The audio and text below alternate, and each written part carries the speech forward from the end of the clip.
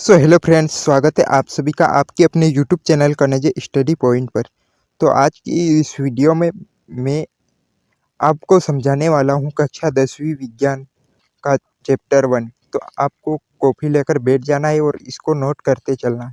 और लास्ट पे आपको पीडीएफ भी दी जाएगी, तो वो कहाँ से डाउनलोड करना है वो पूरा वीडियो देखिए। इसके बाद में लास्ट में बताया जाएगा कि कहाँ से आप डाउनलोड कर सकते हैं। तो ये आज से हम विज्ञान का एनसीईआरटी विज्ञान का जो चैप्टर नंबर 1 है वो शुरू करने जा रहे हैं। तो मैं पूरे चैप्टर करवाने वाला हूं, तो आप हमारे चैनल से जुड़ जाइए, क्योंकि ये बोर्ड एग्जाम 2026 के लिए बहुत ही महत्वपूर्ण होने वाला है। तो मैं आज की इस वीडियो में मैं फुल नोट्स भी बताने वाला हूं। तो चलिए शुरू करते हैं वीडियो को। और चैनल पर नई हो तो चैनल को सब्सक्राइब कर लीजिए और बेल आइकन को दबा दीजिए, ताकि आने वाले हर एक न्यू वीडियो की नोटिफिकेशन आपके यहाँ तक पहुँच सके। और वीडियो को अपने दोस्तों में शेयर जरूर कर दीजिए। चलिए देख। तो दोस्तों, आपको ये वीडियो लास्ट तक देखना है, क्योंकि आप लास्ट तक देखते हो तो आप अच्छे से समझ जाएंगे, और पहले ही स्किप कर देंगे तो आपको समझ में नहीं आएगा। इसलिए वीडियो को लास्ट तक जरूर देखिए और नोट करते चलिए। तो फुल कॉन्सेप्ट के साथ में इस वीडियो में पढ़ाने वाला हूँ आपको।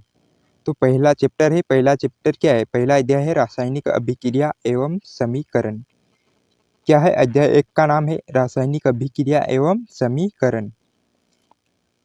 तो इसमें रासायनिक अभिक्रिया एवं समीकरण, तो रासायनिक अभिक्रिया क्या होती है और ये जो समीकरण क्या होता है, इसके बारे में जानने से पहले हमें भौतिक परिवर्तन, रासायनिक परिवर्तन आदि के बारे में जानना आवश्यक है, क्योंकि बेसिक से हम शुरू करने वाले हैं इस चैप्टर को। अगर आप भौतिक परिवर्तन क्या है, रासायनिक परिवर्तन क्या है, यानी कि बेसिक से समझते हैं, तो आपको रासायनिक अभिक्रिया समझने में आसानी हो जाएगी। तो चलिए देखते हैं। परिवर्तन कितने प्रकार के होते हैं वो जान लेते हैं अपन पहले। तो ये परिवर्तन, चलो दोस्तों देखते हैं। परिवर्तन, जो परिवर्तन होता है वो कितने प्रकार का होता है? 2 प्रकार का। कौन कौन सा? एक होता है भौतिक परिवर्तन और एक होता है रासायनिक परिवर्तन। तो भौतिक परिवर्तन क्या होता है और रासायनिक परिवर्तन क्या होता है, इसके बारे में जान लेते हैं। तो भौतिक परिवर्तन के बारे में पहले जान लेते हैं। तो भौतिक परिवर्तन किसे कहते हैं? तो भौतिक गुणों में परिवर्तन को भौतिक परिवर्तन। जैसे भौतिक गुण में क्या आता है? इसका दाब, ताप और अवस्था। अवस्था यानी कि जैसे कि हम ठोस अवस्था, द्रव अवस्था, गैसीय अवस्था, ये अवस्था है। और रासायनिक परिवर्तन में क्या आता है? रासायनिक गुण। इसमें रासायनिक गुण कौन कौन से? जैसे कि रंग, स्वाद और अनुसूत्र। रंग में परिवर्तन हो जाता है, स्वाद और अनुसूत्र में परिवर्तन हो जाता है। तो इसको रासायनिक परिवर्तन समीकरण कहते हैं। रासायनिक समीकरण नहीं, सॉरी गाइस, ये रासायनिक परिवर्तन कहते हैं। तो ये टाइपिंग में मिस्टेक है।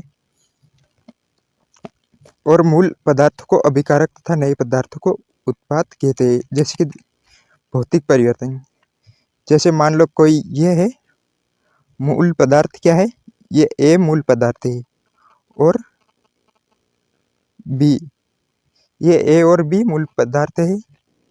ये अभिक्रिया करेंगे तो क्या बनेगा? ए बी, यानी कि ये अभिक्रिया करके बन रहा है ए बी। तो ये ए क्या माना जाएगा? ये मूल पदार्थ। तो मूल पदार्थ क्या बोलते हैं? अभिकारक बोलते हैं। और उत्पाद किसको बोलते हैं? ये बी, यानी कि ये दोनों के मूल पदार्थ, और ये जो नया पदार्थ बनता है इसको उत्पाद बोलते हैं। अब हम ये नोट कर लीजिए, मूल पदार्थ को अभिकारक तथा नए पदार्थ को उत्पाद कहते हैं। अब हम रासायनिक अभिक्रिया के लक्षण देख लेते हैं। तो रासायनिक अभिक्रिया के लक्षण, रासायनिक अभिक्रिया के लक्षण कौन कौन से? अवस्था में परिवर्तन, रंग में परिवर्तन और गैस का उत्पन्न होना, तापमान में परिवर्तन, ऊर्जा का उत्सर्जन या अवशोषण। तो अवस्था में परिवर्तन, जैसे कि ठोस से द्रव, द्रव से गैसीय अवस्था में परिवर्तन है, ये अवस्था में परिवर्तन। रंग में परिवर्तन, रंग में परिवर्तन हो जाता है, जैसे कि सफ़ेद से पीला, पीला से लाल, ये आदि क्या है? रंग में परिवर्तन। गैस का उत्पन्न होना, यानी कि गैस। रासायनिक अभिक्रिया से गैस उत्पन्न होती है, इसी ही रासायनिक अभिक्रिया के लक्षण है। अब हम देख लेते हैं रासायनिक अभिक्रिया। रासायनिक अभिक्रिया क्या है? तो रासायनिक अभिक्रिया किसे कहते हैं? तो पदार्थ के रासायनिक गुणों में होने वाले परिवर्तन को रासायनिक अभिक्रिया कहते हैं। जैसे कि ऐसे पदार्थ है, वो अभिक्रिया करेंगे तो उनके गुणों में जो परिवर्तन होगा इसको क्या कहेंगे? रासायनिक अभिक्रिया कहते हैं। जैसे कि ये लोहा है, लोहा ये अभिक्रिया करेगा। जैसे कि लोहे को पानी में डाल दो, यानी कि H2O और ऑक्सीजन मिल जाएगा तो क्या लाल रंग युक्त लोहा बन जाएगा।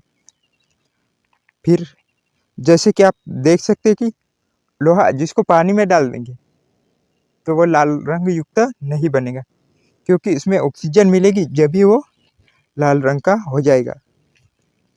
अब हम समीकरण को समझते हैं। तो समीकरण भी शब्द समीकरण और रासायनिक समीकरण दो प्रकार के समीकरण होते हैं, यानी कि इसे हम दो प्रकार से लिख सकते हैं। तो पहले हम देख लेते हैं शब्द समीकरण किसे कहते हैं। तो रासायनिक अभिक्रिया में भाग लेने वाले पदार्थों को शब्द के रूप में लिखा जाता है। जैसे कि आप देख सकते हैं मैग्नीशियम प्लस ऑक्सीजन ऑक्साइड, ये ऑक्साइड, रुको,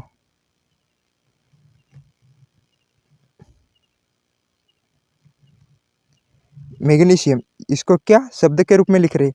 इसको हम ऐसे भी लिख सकते हैं Mg+O2, यानी कि Mg+O2 लिखेंगे तो ये रासायनिक समीकरण कहलाएगा, यानी कि इसको हम सूत्र के रूप में लिख रहे हैं और यहाँ पर शब्द के रूप में लिख रहे हैं, तो ये शब्द समीकरण कहलाएगा। जैसे कि मैग्नीशियम और ऑक्सीजन ये अभिक्रिया करके क्या बनाते हैं? मैग्नीशियम ऑक्साइड बनाते हैं। अब हम रासायनिक समीकरण को समझ लेते हैं। तो रासायनिक समीकरण किसे कहते हैं? तो रासायनिक अभिक्रिया में भाग लेने वाले पदार्थों को रासायनिक सूत्र के रूप में लिखा जाता है, तो उसे हम रासायनिक समीकरण कहते हैं। जैसे Mg+O2, वहाँ पर अपन क्या लिखते हैं? मैग्नीशियम प्लस ऑक्सीजन, तो यहाँ मैग्नीशियम Mg और O2 लिख रहे हैं, फिर ये MgO यानी कि मैग्नीशियम ऑक्साइड बन रहा है। अब हम देख लेते हैं कि समीकरण को कैसे लिखते हैं। तो समीकरण अभिकारक को बाएं हाथ की तरफ लिखा जाता है। जैसे कि रासायनिक अभिक्रिया ए और ये बी, सॉरी, जैसे कि ये कोई पदार्थ है, ये ए और बी मिलकर क्या बना रहे हैं? बी, ए बी बना रहे हैं। तो ये ए है, क्या है? इसको बाएं हाथ की तरफ लिख रहे हैं, यानी क्या है? अभिकारक, यानी कि ये मूल पदार्थ है, इसको अभिकारक कहते हैं, तो इसको बाएं हाथ की तरफ लिखते हैं। और जो नया पदार्थ बनता है, जैसे ये भी बन रहा है, तो उसके दाएं हाथ की तरफ लिखते हैं। तीसरा है अभिकारक से उत्पाद की ओर तीर का चिन्ह लगाया जाता है। जैसे कि ये अभिक्रिया करे तो इसमें योग का चिन्ह यानी कि प्लस का ए बी और ये तीर का चिन्ह लगा के ए बी लिख देते हैं। फिर अगला है अभिकारक या उत्पाद की संख्या 2 या 2 से अधिक होने पर बीच में योग का चिन्ह लगाया जाता है। जैसे अभिकारक ये प्लस बी, ए बी और ये अभिक्रिया कर रहा है, तो ये ए प्लस बी, यानी कि इसमें दो संख्या है, 2 या 2 से अधिक हो सकती है, तो इसमें प्लस का चिन्ह लगाया जाता है योग का, तो ये इसमें बीच में प्लस का चिन्ह योग का चिन्ह लगा रहे हैं। फिर पांचवा है अभिकारक में गैस उत्पन्न होती तो खड़े तीर से दर्शाते हैं। जैसे कि